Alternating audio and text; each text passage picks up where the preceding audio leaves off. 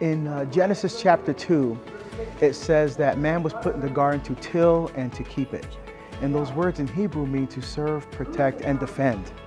I think there's a great need for a men's conference because men have to take responsibility for their spiritual lives, personally, but all in a special way for their marriages and families, for their parishes, their workplace, our country.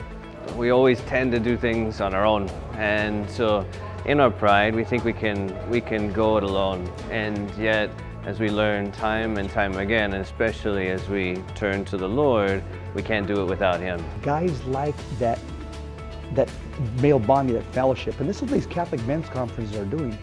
They're teaching Catholic men that it's cool to be Catholic. So a conference like this is incredibly important for letting men get together, express their faith, express their fears, their hopes, and their dreams. It's not enough really to train our muscles and to train our body. We got to train ourselves spiritually. And I think a conference like this with Catholic men just continue to grow and just be warriors for Christ. I think if anything, this conference provides people an opportunity to draw closer to Jesus, and the more closely you stay to Jesus, the more you'll figure out what God's asking you to do, not only for yourself, but also assisting others in discerning their vocations. This joy that you experience during a men's conference, take that to your family, take it to your friends, share it at the water cooler at work. And so men's conferences such as this one help men understand better how they live out their vocation to be disciples as Catholic men, and then how in their family life and in their work life they live as disciples in a way that's particularly unique to the call to be a man in the world today as a Catholic. A conference being in person compared to hearing it over the internet or a podcast or even reading a book, the sense that you have other men of faith around you. I think just that sense of brotherhood is something I think you can only get at a conference in person.